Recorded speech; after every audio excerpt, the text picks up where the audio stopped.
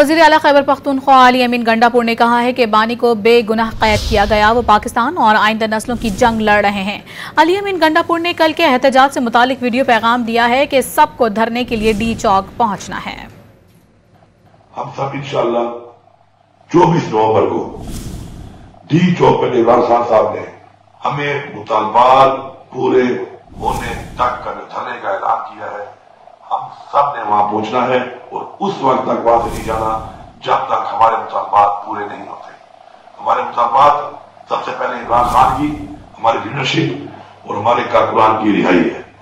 اس کے بعد ہمارے مطالبات، ہمارے منڈٹ کی واپسی، ہمارے ساتھ جو زیادتیاں، فسائیت اور آئین کو توڑ کر، قانون کو توڑ کر کچھ کیا گیا ہے، آئین کا تحفظ ہمارے مطالبات میں شامل ہے۔ اس کے علاوہ چونکہ یہ کال عمران خان کی ہے، اختیار عمران خان کا ہے، تو عمران خان کے حکم کے مطابق ہم نے وہ تمام مطالبات جو پورے جب تک نہیں ہوں گے ہم نے وہاں سے نہیں جانا۔